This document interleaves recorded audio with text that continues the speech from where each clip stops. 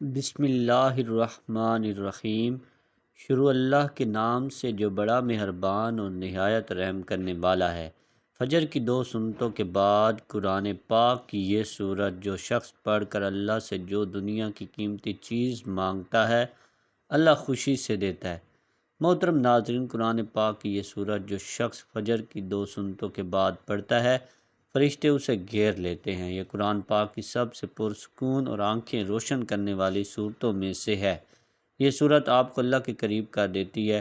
یہ صورت غریبوں کو، امیر، بیماروں کو، صحت مند اور حاجت مندوں کی حاجت کو پورا کرتی ہے۔ یہ صورت پڑھنے والے سے اللہ تعالیٰ خوش ہوتا ہے۔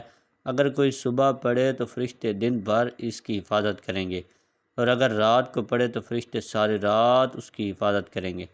یہ صورت خاندان میں اتفاق کو برقرار رکھنے اور کسی بھی قسم کے تنازعات کو دور رکھنے میں بھی مدد کرتی ہے۔ یہ صورت مال اور ملازمت کے لیے قیمتی ہے۔ آج ہر کوئی اپنی زندگی میں کامیاب ہونا چاہتا ہے، تو اس صورت کو روزانہ 1 مرتبہ صبح کی نماز کے بعد لازمی پڑھیں۔ یہ قرآن پاک کی وہ صورت ہے کہ جس کی تلاوت جنت میں اللہ رب العزت خود فرمائیں گے۔ صحیح مسلم کی روایت میں ہے کہ رسول اللہ صلی اللہ علیہ وآلہ وسلم نے فرمایا، جو شخص فجر کی نماز پڑھ لیتا ہے وہ اللہ کے ذمہ میں آ جاتا ہے۔ یعنی جو شخص نماز فجر کا فریضہ ادا کر لیتا ہے وہ اللہ کی حفاظت میں آ جاتا ہے اور اسے کوئی بھی نقصان نہیں پہنچا سکتا۔ ہم میں سے اکثر لوگوں کو ایک شکوہ ہمیشہ رہتا ہے کہ روزی میں برکت نہیں، گھر میں برکت نہیں، کتنا ہی کما لے پتہ ہی نہیں چلتا کہ کہاں گیا۔ ہر وقت کوئی نہ کوئی پریشانی رہتی ہے، کبھی بیماری تو کبھی کوئی اور تنگی۔ آخر ہم اس تمام بے برکتی، تنگ دستی، بے روزگاری اور پریشانیوں کو نماز فجر کی عدم ادائیگی کے پس منظر میں دیکھیں تو معلوم ہوگا کہ یہ سب بے برکتی اسی سبب سے ہے کہ ہم نماز فجر کی ادائیگی میں حد درجہ کوتاہی، غفلت، لاپرواہی اور سستی کا شکار ہے۔ رسول اللہ صلی اللہ علیہ وآلہ وسلم کے اس حوالے سے متعدد احادیث موجود ہیں جن میں رزق کی تقسیم و فراوانی اور برکت کو نماز فجر کی ادائیگی سے مشروط کیا گیا ہے۔ ایک فرمان نبی صلی اللہ علیہ وآلہ وسلم کا مفہوم ہے کہ رزق تقسیم کرنے والا فرشتہ ہر صبح فجر کے وقت بندوں کا رزق لے کر زمین پر اترتا ہے، لہذا جو دروازہ فجر کے وقت کھلا ہوتا ہے فرشتے اس کا رزق دروازے پر رکھ کر چلے جاتے ہیں۔ جو دروازہ فجر کے وقت بند ہوتا ہے فرشتہ اس کا رزق واپس لے کر چلے جاتے ہیں۔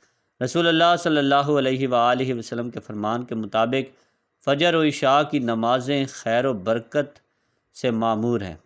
ان دونوں نمازوں کی ادائیگی بے شمار نیکی اور ثواب کے ذخائر اور رزق اور برکتوں کے خزانے جمع کرنے کا سبب ہے۔ جیسا کہ رسول اللہ صلی اللہ علیہ وآلہ وسلم نے ارشاد فرمایا کہ اگر لوگوں کو عشاء اور فجر کی نمازوں کا ثواب، اجر اور خیر و برکات معلوم ہو جائیں تو ان دونوں نمازوں میں ضرور آئیں گے، چاہے کوہلوں کے بل گھسیٹتے ہوئے کیوں نہ آنا پڑے۔ قرآن و حدیث سے بھی نماز فجر کی قرات، تلاوت قرآن مجید کی اہمیت اجاگر ہوتی ہے، جس سے فجر کے وقت اور نماز فجر کی اہمیت کا پتہ چلتا ہے۔ سورہ بنی اسرائیل میں فرمایا، بے شک فجر کی نماز میں پڑھا جانے والا قرآن محسوس و مشہود ہو کر سامنے آ جاتا ہے۔ یعنی اگر فجر کی نماز میں پڑھا جانے والا قرآن اگر سمجھ کر بغور پڑھا یا سنا جائے تو وقت فجر کے تمام انوار و تجلیات اور قرآنی فیوز و برکات متشکل ہو کر اللہ کے وجود اور اس کی وحدانیت کی گواہی دیتے ہوئے محسوس ہوتے ہیں۔ ایسے ہی نبی صلی اللہ علیہ وآلہ وسلم سے بھی نماز کی اہمیت اور فضیلت نورانیت کا پتہ چلتا ہے۔ آپ صلی اللہ علیہ وآلہ وسلم نے فرمایا کہ فجر کی 2 رکعتیں سنت دنیا اور دنیا کی ہر چیز سے افضل ہیں۔ قرآن مجید اللہ کی سچی کتاب ہے، یہ اللہ کا پیغام اپنے بندوں کے نام ہے، اس سے ایمان بڑھتا ہے اور دلوں کے زنگ اترتے ہیں۔ قرآن مجید کی تلاوت کرنا باعث برکت اور ثواب ہے، مگر افسوس کا مقام ہے کہ ہماری اکثریت تلاوت قرآن مجید سے غافل ہے، دنیا کے کاموں میں اپنا وقت گزارتے ہیں، جبکہ تلاوت قرآن کے لیے وقت نہیں ملتا بلکہ بہانہ کیا جاتا ہے۔ یقین جانے تلاوت قرآن پاک سے اللہ وقت میں برکت ڈالتا ہے۔ آج سے یہ عہد کریں کہ قرآن مجید کی تلاوت کے لیے روزانہ وقت نکال کر کم از کم 2-3 رکوع تلاوت کریں گے اور اس کو سمجھیں گے، اس کو ترجمہ کے ساتھ پڑھیں گے تاکہ پتہ چلے کہ اللہ تعالیٰ اپنے بندوں سے کیا فرماتے ہیں۔ رسول اللہ صلی اللہ علیہ وآلہ وسلم نے فرمایا، تم قرآن پڑھو، اس لیے کہ قرآن قیامت کے دن اپنے پڑھنے والوں کے لیے سفارشی بن کر آئے گا۔ ایک دوسری حدیث میں ہے، قرآن پاک کی سفارش کو قبول کیا جائے گا۔ قرآن پاک کو پڑھنے کے بعد اس کو اپنی عملی زندگی میں لانے والوں کے لیے بھی جھگڑا کرے گا اور نجات دلائے گا۔ رسول اللہ صلی اللہ علیہ وآلہ وسلم نے فرمایا، قیامت کے دن قرآن اور قرآن والے جو اس پر عمل کرتے تھے ان کو لایا جائے گا۔ سورہ بقرہ اور سورہ آل عمران پیش ہوں گی اور اپنے پڑھنے والوں کی طرف سے جھگڑا کریں گے۔ قرآن کو جو لوگ مضبوطی سے تھام لیتے ہیں تو اللہ تعالیٰ ان کو بلند کر دیتا ہے، وہ دنیا میں بھی عزت حاصل کرتا ہے اور آخرت میں بھی جنت میں داخل ہوگا۔ جو قرآن کی تلاوت و تعلیمات سے دور ہوتے ہیں اور اپنی زندگی اپنی مرضی اور چاہت سے بسر کرتے ہیں تو پھر ایسوں کو اللہ ذلیل و خوار کر دیتے ہیں۔ چنانچہ نبی اکرم صلی اللہ علیہ وآلہ وسلم نے فرمایا، اللہ تعالیٰ اس کتاب قرآن مجید کی وجہ سے بہت سے لوگوں کو سر بلند فرمائے گا اور دوسروں کو ذلیل کرے گا۔ قرآن مجید کی تلاوت کرنے سے ہر حرف کے بدلے میں 10 نیکیاں ملتی ہیں۔ قیامت کے روز انسان ایک نیکی کے لیے مارا مارا پھرے گا، لہٰذا نیکیوں کے حصول کے لیے تلاوت قرآن پاک کو معمول بنانا چاہیے۔ رسول اللہ صلی اللہ علیہ وآلہ وسلم نے ارشاد فرمایا، جس نے کتاب اللہ کا ایک حرف تلاوت کیا اس کو ایک نیکی ملے گی، اور اس ایک نیکی کا بدلہ کم از کم 10 گنا ہے۔ میں نہیں کہتا کہ الف لام میم ایک حرف ہے، بلکہ الف ایک حرف، لام دوسرا اور میم تیسرا حرف۔ قرآن مجید کو یاد کرنا اور اس کو حفظ کر کے اپنی سینے میں محفوظ کرنا سعادت مندی ہے۔ آپ صلی اللہ علیہ وآلہ وسلم نے فرمایا، بے شک وہ آدمی جس کے دل میں قرآن کا کچھ حصہ نہیں وہ ویران گھر کی طرح ہے۔ قرآن کریم کی تلاوت اجر و ثواب کا باعث ہے، چاہے پڑھنے والا اس کے معنی و مطالب کو سمجھتا ہو یا نہ سمجھتا ہو۔ اس کے لیے ایک ایک حرف پر 10 نیکیاں ہر پڑھنے والے کو ملیں گی، جیسا کہ حدیث میں فرمایا گیا۔ تاہم یہ محض اللہ کا فضل و کرم ہے کہ وہ ہر پڑھنے والے کو اجر عظیم سے نوازتا ہے، لیکن بغیر سمجھے پڑھنے سے ثواب تو یقیناً مل جائے گا، لیکن قرآن مجید کے نزول کا جو اصل مقصد ہے وہ اسے حاصل نہیں ہوگا۔ وہ مقصد کیا ہے؟ ہدایت اور روشنی۔ یہ تو صرف اسے ہی ملے گی جو قرآن کو سمجھنے کی اور اس کے معنی اور مطالب سے آگاہی حاصل کرنے کی کوشش کرے۔ آج اس قرآن کو پڑھنے والے تو لاکھوں نہیں بلکہ کروڑوں کی تعداد میں، لیکن اس میں بیان کردہ اصول و ضوابط اور تعلیمات و ہدایات کو سمجھنے والے کتنے ہیں؟ تھوڑے، بالکل تھوڑے۔ حالانکہ اللہ تعالیٰ نے فرمایا ہے، ہم نے قرآن کو آسان کیا، نصیحت حاصل کرنے کے لیے کیا، پس کوئی ہے نصیحت حاصل کرنے والا۔ ارشاد گرامی ہے، بے شک اللہ تعالیٰ اس قرآن کی وجہ سے کچھ لوگوں کو بلندی عطا کرے گا اور کچھ کو پستی۔ ناظرین، آج کے وظیفے میں جس سورت کی تلاوت کا ذکر کیا گیا ہے یہ سورہ رحمان ہے۔ الرحمن اللہ کے خوبصورت ناموں میں سے ہے، جس کا مطلب ہے رحم کرنے والا۔ یہ سورت جو پڑھتا ہے اس پر رحم کیا جاتا ہے، جس مقصد کے لیے پڑھتا ہے وہ مقصد پورا کیا جاتا ہے، دنیا اور آخرت کی سختی سے اسے نجات ملتی ہے۔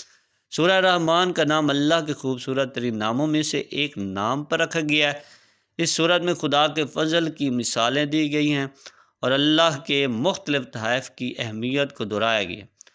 سورہ رحمان ہمیں رحمت للعالمین، رحمت الہی کے تصور پر غور کرنے کی ترغیب دیتی ہے۔ اللہ نے ہمیں مختلف تحائف دیے ہیں، یہ دنیا میں بھی ایک تحفہ ہے۔ درخت، کھانا پینا، ہمارے ارد گرد کا ماحول، ہوا، پانی، صحت مند جسم اور دماغ، خاندان، دوست، سب کچھ ایک تحفہ ہے۔ ہم اس سب کو قدر کی نگاہ سے نہیں دیکھتے ہیں، لیکن اس طرح کے ہر تحفے کی اہمیت ہوتی ہے۔ سورہ رحمان ہمیں یاد رکھنے میں مدد کرتی ہے کہ اس طرح کے تمام خدائی احسانات ایسی چیز نہیں ہیں جن سے ہمیں غفلت برتنی چاہیے۔ یہ آیت دہرانے سے کہ یہ تمہارے رب کی نعمتیں ہیں جنہیں تم جھٹلاتے ہو۔ یہ صورت ہمیں بتاتی ہے کہ ہم اپنے رب کی کسی نعمت کا انکار نہ کریں۔ اس وقت کے مطابق کافر مسلسل اور مکروہ طور پر حق کا انکار کر رہے اور مسلمانوں پر کھلے عام تشدد کر رہے تھے، تو اپنے رب کی کون کون سی نعمتوں کو جھٹلاؤ گے؟ در حقیقت جھٹلانے والوں کے لیے ایک مستقل نصیحت تھی، جو غرور اور ناشکری میں اندھے تھے اور مسلمانوں پر بغیر کسی اشتعال کے حملہ کرتے ہوئے قتل کر دیتے تھے۔ سورہ رحمان اللہ کی رحمتوں کی لامحدود فہرست کو خوبصورتی سے پیش کرتی ہے۔ یہ دل کو چھو لیتی ہے اور سچے ایمان والوں کی آنکھوں میں آنسو لاتی ہے۔ انسانوں میں حق کو نظر انداز کرنے کی کمزوری ہے۔ ہم جانتے ہیں کہ ہر چیز فانی ہے، اس کے باوجود ہم دنیاوی دولت اور آسائشوں کے اصول میں دیوانہ ہیں۔ ہمیں اس بات کا علم ہونا چاہیے کہ اس زندگی میں ہمارے پاس جو کچھ ہے وہ مستقل نہیں ہے۔ ہمارے خاندان اور دوست ہمیں چھوڑ سکتے ہیں، اچھی صحت میں کمی آ سکتی ہے، ہماری دولت ختم ہو سکتی ہے، لیکن پھر بھی ہم مغرور اور متکبر رہتے ہیں۔ سورہ رحمان بار بار ہمیں اللہ کا شکر ادا کرنے کی یاد دلاتی ہے، کیونکہ ہمارے پاس جو کچھ بھی ہے وہ ہمارے لیے اللہ کا تحفہ ہے۔ ہمیں چاہیے کہ ہم دنیا کے لیے کام کریں اور نیک اعمال میں مشغول ہوں اور اللہ ہی کو راضی کرنے کی کوشش کریں۔ ہمیں معلوم ہونا چاہیے کہ مسلمان ہونے کی حیثیت سے سورہ رحمان کو دل سے سیکھنا امن و سکون کا باعث ثابت ہو سکتا ہے۔ اپنے آپ کو اللہ کے مختلف احسانات کی یاد دہانی کر کے ہم تناؤ اور ذہنی دباؤ کا مقابلہ کر سکتے ہیں اور اپنے ایمان کو بھی مضبوط کر سکتے ہیں۔ الرحمن علم القرآن، رحمان نے اپنے محبوب کو قرآن سکھایا۔ اس آیت کے شان نزول کے بارے میں ایک قول یہ ہے کہ جب سورہ فرقان کی آیت نمبر 60 نازل ہوئی، جس میں رحمان کو سجدہ کرنے کا حکم دیا گیا، تو کفار نے کہا کہ رحمان کیا ہے، ہم نہیں جانتے۔ اس پر اللہ تعالیٰ نے سورہ رحمان نازل فرمایا کہ رحمان جس کا تم انکار کرتے ہو وہ وہی ہے جس نے قرآن مجید نازل فرمایا۔ اس کے علاوہ بھی اور بہت سے اقوال موجود ہیں، لیکن وقت کی نزاکت کو مد نظر رکھتے ہوئے صرف اتنا کہوں گا کہ آپ بھی فجر کی نماز کے بعد کم از کم ایک مرتبہ سورہ رحمان کو لازمی پڑھا کریں۔ پورا سال اللہ پاک آپ پر رحم فرمائیں گے۔ جس پر اللہ پاک رحم فرما دیں، اس پر پوری دنیا رحم کرتی ہے، پوری دنیا اس سے پیار کرتی ہے، کائنات کی ہر چیز اس سے پیار کرتی ہے۔ تو آپ بھی اس عمل کو لازمی کریں، انشاءاللہ آپ کے سب کام آسان ہو جائیں گے۔ اللہ تعالی ہم سب کو اپنی رحمت کے سائے میں رکھے، آمین۔ ناظرین، گزارش ہے کہ اللہ تعالیٰ کے 99 ناموں میں سے کوئی ایک نام لکھ کر کمنٹ میں ضرور شیئر کریں۔ اللہ تعالیٰ ہم سب کا حامی و ناصر ہو۔ ویڈیو کو لائک کریں، چینل کو سبسکرائب کریں تاکہ اس طرح کی ویڈیوز کا نوٹیفیکیشن آپ کو ساتھ ساتھ ملتا رہے۔